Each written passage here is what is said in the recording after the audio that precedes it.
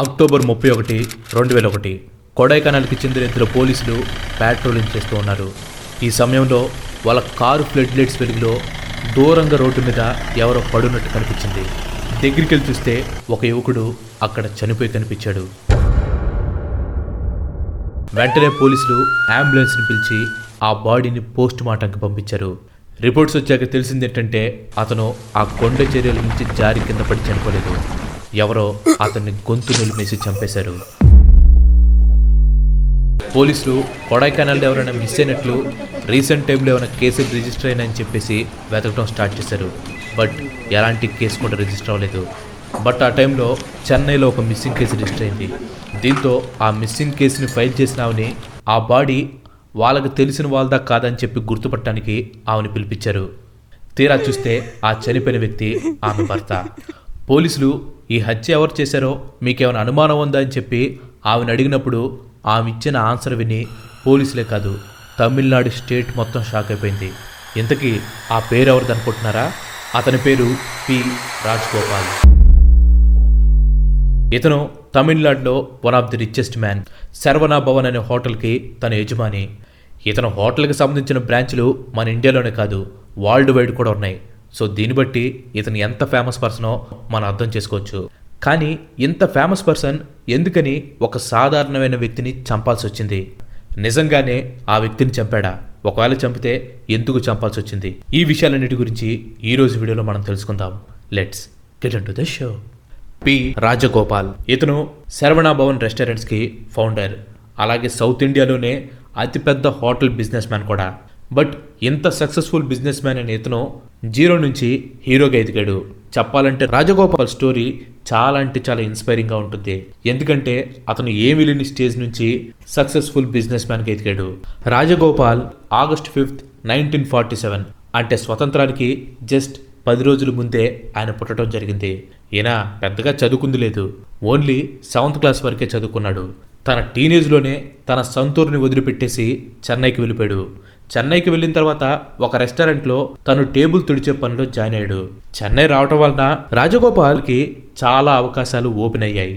1968లో చెన్నైలో ఉన్న కేకే నగర్లో ఒక కిరాణా షాప్ని స్టార్ట్ చేశాడు. ఈ క్రమంలోనే 1970sలో ఒక సేల్స్ మ్యాన్ తను లంచ్ చేయడానికి దగ్గరగా 3 మైళ్ళు అంటే అరౌండ్ 5 to 6 కిలోమీటర్స్ వెళ్లాల్సి ఉందని చెప్పి రాజగోపాల్తో అన్నాడు. ఎందుకంటే ఆ టైంలో దగ్గరలో ఎలాంటి రెస్టారెంట్ అవైలబుల్గా ఉండేది కాదు. ఎప్పుడైతే ఆ సేల్స్ మ్యాన్ రాజగోపాల్తో ఈ మాట చెప్పాడో వెంటనే రాజగోపాల్కి ఒక ఐడియా వచ్చింది. యాక్చువల్గా రాజగోపాల్కి జ్యోతిష్యం అంటే చాలా నమ్మకం. జ్యోతిష్యుడు చెప్పందే ఏ పనిని కూడా తను ప్రారంభించడు. దీంతో రాజగోపాల్ జ్యోతిష్యుడి దగ్గరికి వెళ్ళి తనకున్న ఐడియాని చెప్పాడు. దీంతో జ్యోతిష్యుడు ఫైర్కి సంబంధించిన ఏ బిజినెస్ అయినా స్టార్ట్ చేయి, నీకు బాగా సక్సెస్ వస్తుందని చెప్పి అన్నాడు. ఈ మాటతో రాజగోపాల్ తన మైండ్లో ఫిక్స్ అయిపోయాడు. ఎలాగైనా సరే హోటల్ బిజినెస్ స్టార్ట్ చేయాలని చెప్పి. ఫైర్కి హోటల్కి సంబంధం ఏంటని చెప్పి మీకు డౌట్ రావచ్చు. వంట వండాలంటే ఫైర్ కావాలి కదా.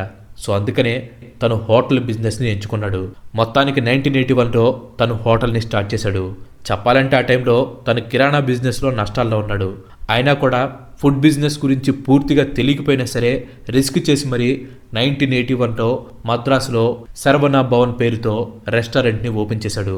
మంచి అఫోర్డబుల్ ప్రైసెస్ అండ్ క్వాలిటీతో ఇడ్లీల్ని, దోశల్ని, సాంబార్ అండ్ చట్నీతో అమ్మడం స్టార్ట్ చేశాడు. చాలామంది క్వాలిటీని తగ్గించు ఎక్కువ లాభాలు వస్తాయని చెప్పినా కానీ తను వినకుండా మంచి క్వాలిటీ ఇంగ్రీడియంట్స్తోనే ఫుడ్ని ప్రిపేర్ చేయించేవాడు. దీనివలన శరవణ భవన్ రెస్టారెంట్ చెన్నైలో బాగా పాపులర్ అయింది. వర్కర్స్కి శాలరీస్ కూడా ఎక్కువ ఇచ్చేవాడు. ఇలా మంచి క్వాలిటీ ఫుడ్ అలాగే వర్కర్స్కి ఎక్కువ శాలరీ ఇవ్వటం వలన రాజగోపాల్కి ప్రతి నెల 10,000 వరకు లాస్ వచ్చేది. అంత లాస్ వచ్చినా కానీ తన మైండ్లో ఒకే ఒక నమ్మకం. జ్యోతిష్యుడు చెప్పాడు ఎలాగైనా సరే ఈ బిజినెస్ సక్సెస్ అవుతుందని చెప్పి. దీనికోసమనే వర్క్ ఎథిక్స్ని మార్చకుండా బిజినెస్ని రన్ చేయడం స్టార్ట్ చేశాడు. దీంతో మెల్లగా లాభాలు రావటం మొదలయ్యాయి. చిన్నగా లాభాలు ఎక్కువగా రావటం స్టార్ట్ అయ్యాయి. ఆ లాభాలు ఎంత రేంజ్లో వచ్చాయంటే 2000 సంవత్సరం వచ్చేసరికి తన ఇండియాలో 20 లోకల్ బ్రాంచెస్ ఓపెన్ చేయడంతో పాటు దుబాయ్, న్యూయార్క్, లండన్ అలాగే సిడ్నీలో కూడా తన బ్రాంచెస్ని ఓపెన్ చేశాడు. అండ్ ఈ బ్రాంచెస్ అన్ని కూడా ఫ్రాంచైజ్ మోడల్లో ఆపరేట్ అవుతున్నా కూడా చెఫ్స్ని మాత్రం చెన్నై నుంచే అన్ని బ్రాంచెస్ లో వర్క్ చేయడానికి పంపించేవాడు. రాజగోపాల్ బిజినెస్ స్టార్ట్ చేసిన టైంలో బయట తినడం అనేది పెద్దగా ఫేమస్ కాదు.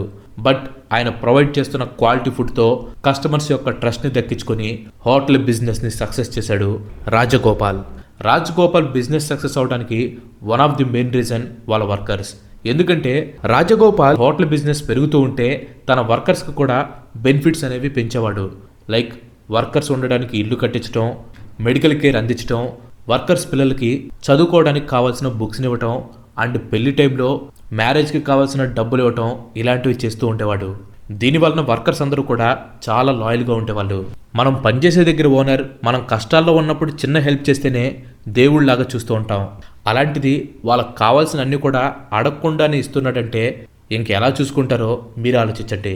సో వర్కర్స్ అందరూ కూడా రాజగోపాల్ అన్నాచి అని పిలిచేవాళ్ళు. అంటే దాని అర్థం పెద్దన్నయ్య. చెప్పాలంటే వర్కర్స్ యొక్క డిసిప్లిన్లో కూడా చాలా అంటే చాలా స్ట్రిక్ట్గా ఉండేవాడు. వర్కర్స్ ఎవరైనా సరే పని చేసేటప్పుడు ఫోన్ యూజ్ చేసినా లేదా తాగి వచ్చినా కానీ అస్సలు ఊరుకునేవాడు కాదు. సో ఇదంతా కూడా తన బిజినెస్ లైఫ్లో తను ఎప్పుడు స్ట్రిక్ట్గా అలాగే వర్కర్స్కి సపోర్టివ్గా ఉంటూ వచ్చేవాడు. అండ్ ఇప్పుడు తన పర్సనల్ లైఫ్ దగ్గరికి వద్దాం. రాజగోపాల్కి 1972లో పెళ్ళైంది.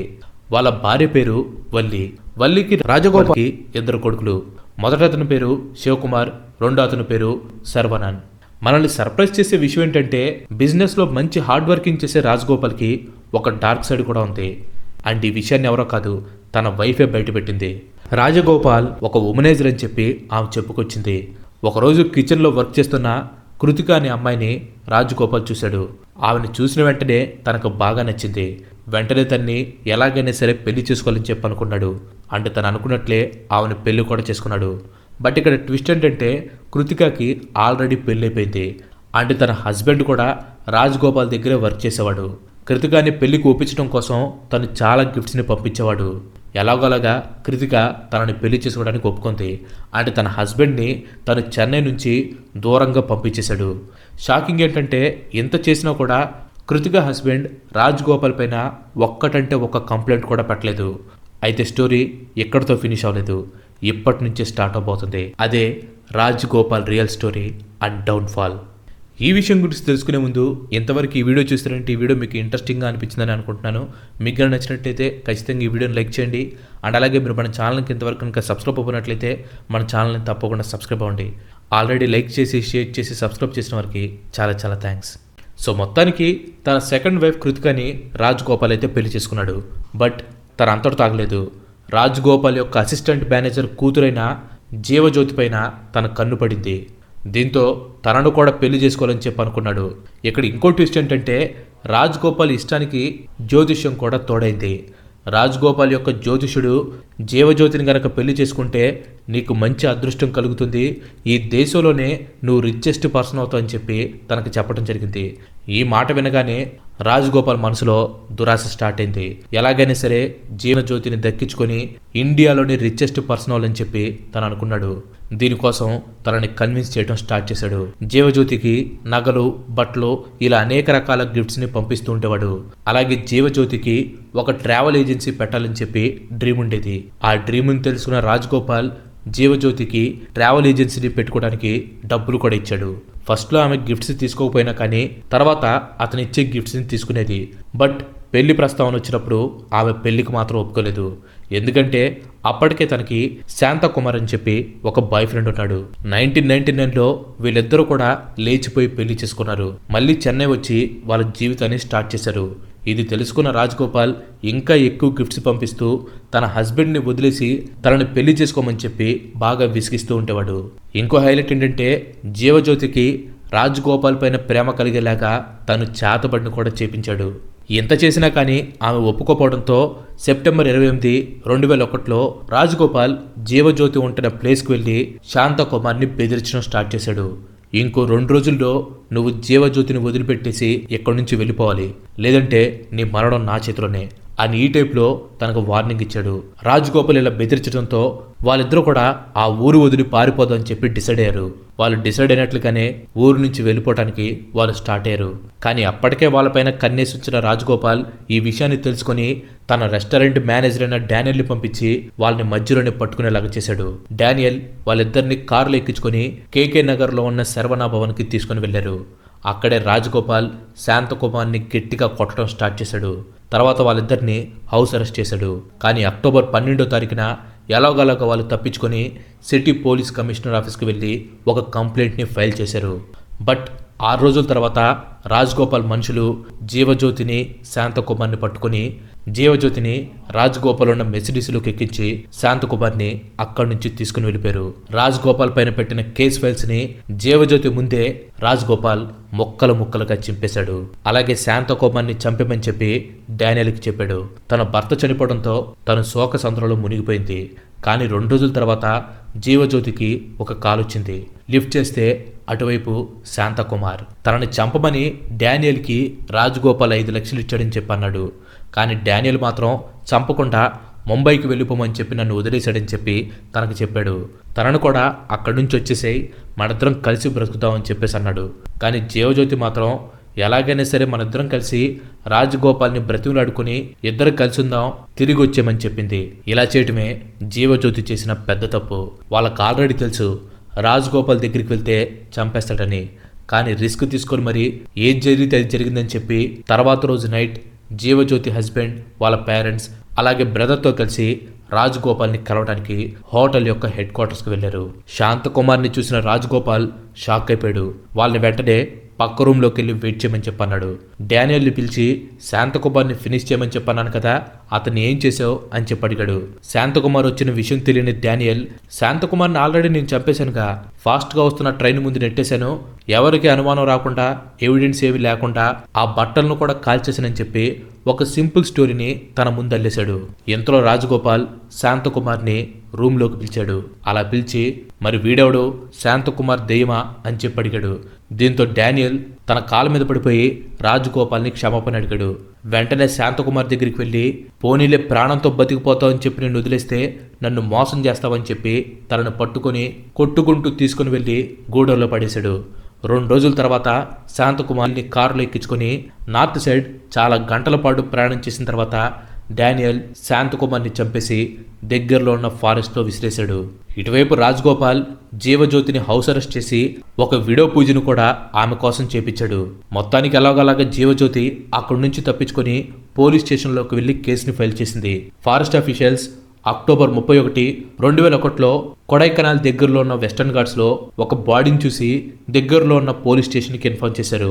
తర్వాత పోలీసులు వచ్చి బాడీని పోస్ట్ మార్టానికి పంపించారు. పోస్ట్ మార్టం రిపోర్ట్స్లో శాంతకుమార్ని గొంతు పిసికి చంపేసినట్లు డాక్టర్లకు తెలిసింది. తర్వాత ఆ బాడీని జీవజ్యోతికి చూపించారు. చాలా రోజులుగా మిస్ అయినా కానీ తన భర్త బాడీని ఆమె ఐడెంటిఫై చేసింది. పోలీసుల ఇన్వెస్టిగేషన్లో శాంతకుమార్ని గొంతు పిసికి చంపడానికి ఉపయోగించిన లుంగి ఏదైతే ఉందో అది డానియల్ కార్ కింద ఉండటం వాళ్ళు గుర్తించారు. ఇంట్రాగేషన్ చేయగా ఈ కేసులో రాజగోపాల్తో పాటు డానియల్ అండ్ మరో 6గురికి ఈ హత్యతో సంబంధం ఉందని చెప్పి జీవిత కారాగార శిక్షణ విధించారు.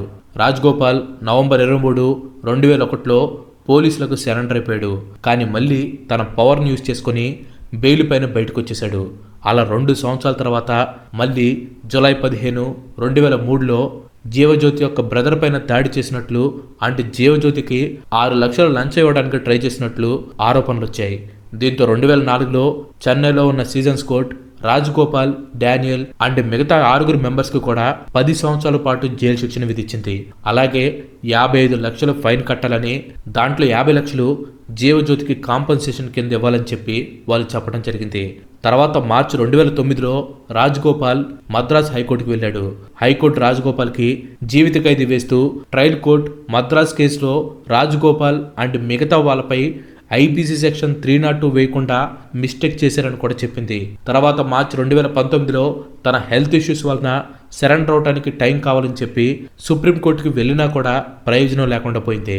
రాజగోపాల్ ప్రెజెంట్ వార్డులో ఉన్న స్టాన్లీ హాస్పిటల్లో అడ్మిట్ అయ్యారు. అక్కడ వైద్యం సరిగ్గా చేయట్లేదని చెప్పి వేరే ప్రైవేట్ హాస్పిటల్కి షిఫ్ట్ చేయమని చెప్పి రాజగోపాల్ కొడుకు హైకోర్టులో పిటిషన్ వేశాడు. హైకోర్టు ఆ పిటిషన్ని పాస్ చేసి గవర్నమెంట్ హాస్పిటల్ నుంచి ప్రైవేట్ హాస్పిటల్ అయిన విజయ హెల్త్ కేర్ సెంటర్కి ఆయన షిఫ్ట్ చేశారు. బట్ అలా అడ్మిట్ చేసిన 2 రోజుల తర్వాత రాజగోపాల్ హార్ట్ అటాక్తో చనిపోయాడు. ప్రజెంట్ ఇప్పుడు ఈ శరవణ భవన్ రెస్టారెంట్ని రాజగోపాల్ కొడుకైన శివకుమార్ రన్ చేస్తున్నాడు. సో ఇది గైస్ శరవణ భవన్ ఓనర్ అయిన రాజగోపాల్ యొక్క స్టోరీ. ఈయన స్టోరీ నుంచి మనం నేర్చుకోవాల్సిన పాఠం ఒకటే, గ్రీడీ. ఎవరైతే అత్యాశకు పోతారో నాశనం అయిపోతారని చెప్పి ఇతని స్టోరీ ద్వారా మళ్ళీ మనకి తెలిసొచ్చేలాగా చేశాడు. సో రాజగోపాల్ స్టోరీ పైన మీ ఒపీనియన్ ఏంటో ఖచ్చితంగా కింద కామెంట్ చేయండి. Thanks for watching. ఈ వీడియో కనుక మీకు నచ్చినట్లయితే లైక్ చేయండి, షేర్ చేయండి. అండ్ అలాగే మన నెక్స్ట్ ఎపిసోడ్ మిస్ కావద్దు అనుకుంటే మన ఛానల్కి తప్పకుండా సబ్స్క్రైబ్ అవ్వండి. ఇంకో మంచి ఎపిసోడ్లో మళ్ళీ కలుద్దాం. Till then bye bye. Have next day.